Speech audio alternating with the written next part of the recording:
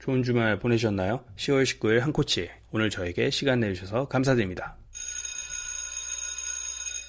네, 안녕하세요. 한코치입니다. 제2회 주말 스포츠 요약 그리고 미식축구에서 유심히 봐야 할 몇 가지를 코칭해 드릴 텐데요. 자, 먼저 주말 스포츠 요약을 시작할게요.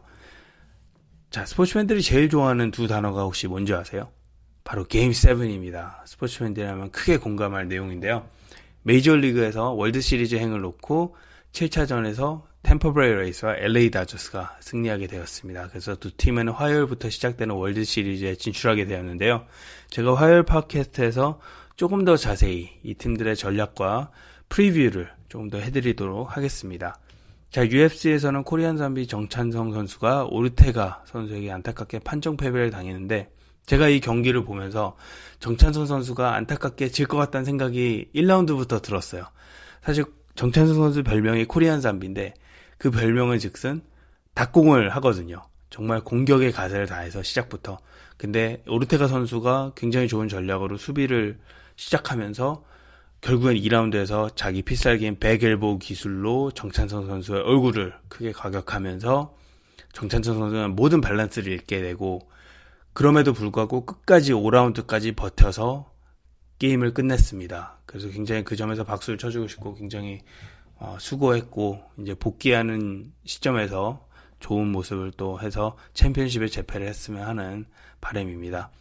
자, 주말이니까 또 칼리지 풋볼과 NFL을 빼먹을 수가 없는데요. 특히 칼리지 풋볼 같은 경우는 엘라바마 코치 닉 세이반 수요일날 코로나 확진을 판정을 받았습니다. 증상이 없는 상황에서. 근데 3일 연속 네게티브 테스팅을 받았다는 거예요. 그래서 토요일날 저녁에 있을 게임에 참여할 수 있다는 뉴스가 토요일날 낮에 뜨면서 저는 굉장히 쇼크를 받았어요. 그래서 궁금해서 이제 룰을 검색을 막 해보니까 룰에는 10일 자가격리를 해야 된다고 이렇게 써있는데, 증상이 없고 안 됐건 파지티브를 받으면.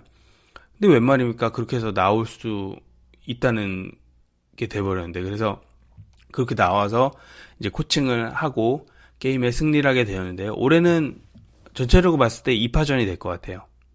ACC의 클램슨, SEC의 알라바마, 그리고 maybe 빅텐 컨퍼런스에 있는 오하이오 스테이트. 또 찬스가 있을지 없을지는 조금 지켜봐야 되는 관점일 것 같고요. 자, NFL은 벌써 6주를 향해 가고 있는데, 자, 이제 조금씩 강팀과 약팀, 그리고 성적이 좋지 않지만 성적으로 얘기해 준 것보다 조금 더 좋은 팀들, 이렇게 조금 나눠지는데요. 강팀 같은 경우에는 버티모어 레이븐스, 그리고 캔자스시티 치프스, 작년에 슈퍼볼을 이긴 팀이죠. 그리고 탐 브레이디가 있는 템퍼베이 버커니어스, 그리고 시애틀 시헉스, 이렇게 나눠지고요. 약팀 같은 경우에는 뉴욕 팀들이 굉장히 약해요, 이번에. 그리고 잭슨빌도 굉장히 약하고, 그런 팀들이 구축하고 약팀을 해서 내년에 좋은 드래프트 픽 초이스를 아마 노리고 있지 않나라는 생각이 많이 듭니다. 자, 이 시점에서 미식축구에서 유심히 봐야 할 몇 가지를 코칭을 해드릴게요. 자, 매치업이 굉장히 중요해요. 어느 스포츠도 매치업이 굉장히 중요하죠. 하지만 풋볼 같은 경우는 더 중요해요. 왜냐하면 이제 공격과 수비가 명백하게 나눠져 있죠. 그래서 이제 코칭 스타일을 많이 보고 따질 수가 있는데, 자, run heavy in offense를 가지고 있을 때 run heavy offense를 막을 수 있는 디펜스를 가지고 있느냐. 자, 반대로 생각하자면 run heavy in offense를 가지고 있을 때 패스만 좋은 디펜스를 가지고 있으면 이 run heavy 팀은 이 패스 헤비 디펜스를 잘하는 팀에게 계속 뛰는 시도를 하겠죠. 그래서 그 코칭 스타일을 조금 더 바꿔서 어드밴티지를 쓸 수 있는 그런 찬스가 되는 거고, 이게 정말 체스 게임이라고 많이들 해요. 풋볼이란 자체가. 왜냐면 이제 이 공격과 수비를 코디네이트하는 어펜스 코디네이터, 디펜스 코디네이터들이 이제 플레이 콜링이란 걸 하면서 이제 교정을 하는 거죠. 게임을 하면서. 그래서 halftime adjustment도 굉장히 중요해요. 전반을 보고서 후반에는 이렇게 하지 말아야지, 이렇게 하면 되겠다 안 되겠다는 그런 어저스먼을 하는 것들이 굉장히 코칭 스타일에서 많이 반영을 하고요.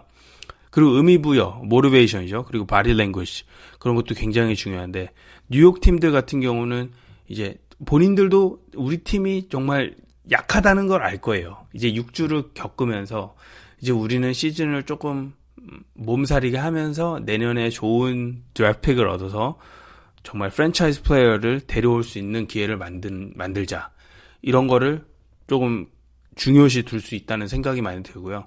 그런 필드에서 보여지는 바디 랭귀지. 정말 나는 게임을 뛰고 이런 페이체크만 받으면 된다는 그런 위주로 뛰는 선수도 맞다고 봐요.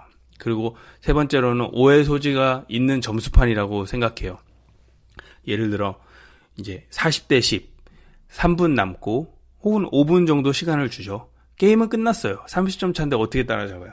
근데 쿼터백 던지는 선수가 계속 던지고 해서 굉장히 스탯이 좋아지겠죠.